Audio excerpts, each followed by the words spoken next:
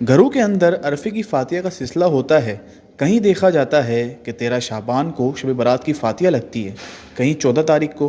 तो ये क्यों लगाई जाती है? क्या इस दिन मुर्दे घरों पर आते हैं? अरफा जो होता है, शब बारात जब आती है ना 13 शाबान को, शाम के वक्त हम जब छोटे होते थे तो ये देखते थे, कोई शिरनी बटती थी कि ये होता ही है कि जिसके घर में किसी का इंतकाल हो जाता है ना, तो ये फिर ये कि ईसाल सवाब के लिए शिरनी बांटते थे। अरफा करते थे यूं कि भाई मेरी माँ का अरफा, मेरे बाप का अरफा। हर साल मनाते हो तो भी कोई अर्ज नहीं है, अगर इसी तरह मनाते हो कि बांटते हो ईसाल सवाब के लिए।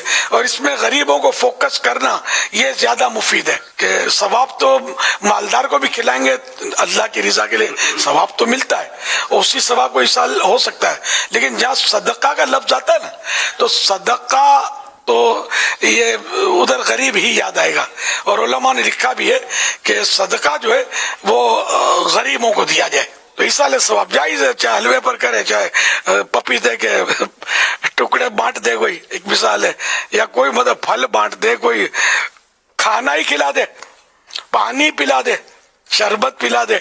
इस साल सवाब तो हर पाकीज़ा चीज पर हो सकता है, कपड़े किसी को पहना दे। मुर्दा ईद फिर किसको कहते थे हमारे यहाँ कि मुर्दों की ईद। और फिर कई ऐसे घरों को भी देखा गया है कि जैसे कि मुर्दे की ईद के नाम पर तो फिर वो कपड़े लाते थे, और कपड़े ला के जैसे कि ये जो हमारे जो मरहूम थे ना, ये इस तरह के कपड़े पहनते थे, तो ईद के तौर पर वो कपड़े ईदी के तौर पर, ये मुर्दा ईद के तौर पर दिए जाएँ। तो इसके बारे में आप क्या फरमाते हैं?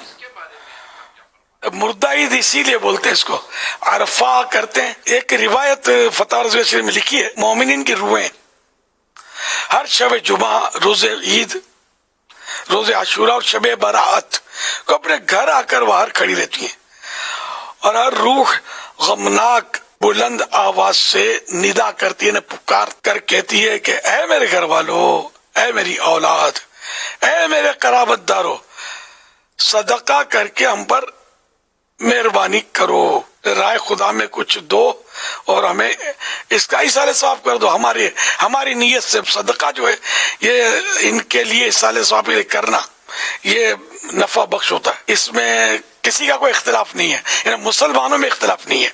इसाले सवाब के लिए मैयत की तरफ से खैरात सदकात करना, सहाबा किराम अलैहिम रिदवान के लिए तो ये इनमें तो ये मामूल था कि जब किसी का इंतकाल हो जाता 7 दिन तक मुसलसल इसाले सवाब के लिए खाना खिलाते थे उस मैयत की तरफ से। हर वो काम जिसका अब तुम बोलोगे कौन सी हदीस में लिखा, सरकार ने सल्लल्लाहु अलैहि वसल्लम ने कब बांटा, तो फिर मैं कहूंगा कि सरकार सल्लल्लाहु अलैहि वसल्लम के तो बहुत सारे ऐसे मामलात हैं जो उस वक्त थे, और अब वो अंदाज तब्दील हुआ, तो अब क्या कहेंगे आप। तो सरकार सल्लल्लाहु अलैहि वसल्लम जिस काम से मना नहीं फरमाया, अल्लाह और रसूल ने जिस काम से मना नहीं फरमाया वो जायज होता है, वरना तो आप कदम भी नहीं उठा सकते। दरसे निजामी हमारे यहाँ जो आलिम कोर्सेज हुई कहाँ था सरकार के दौर में सल्लल्लाहु अलैहि वसल्लम। मस्जिद नबी शरीफ भी मौजूदा अंदाज पर नहीं थे, अब तो अरबों रुपए का सोना लटका हुआ है मस्जिद नबी शरीफ में, ये कहाँ था पहले। और इतनी पक्की और आलीशान, देखने में खूबसूरत और रंग रोगन कितना दीदा से बनाई हुई है, तो ये सब कहाँ था। मदरसे इमारतें कहाँ थी, कुरान करीम छपा हुआ कहाँ था, माइक पर अजानें कहाँ होती थी, माइक पर खुतबे कहाँ होते थे, माइक पर नमाजें कहाँ पढ़ी जाती थी। तो ये हजारों बातें ऐसी जो दौरे रिसालत में आप सल्लल्लाहु अलैहि वसल्लम में नहीं थी। तो यूं मतलब ये कि जो भी ऐसी चीज के जो शरीयत से नहीं टकराती है वो तो एक आम सा उसूल है कि जायज है, वरना तो आदमी कदम में नहीं उठा सकता।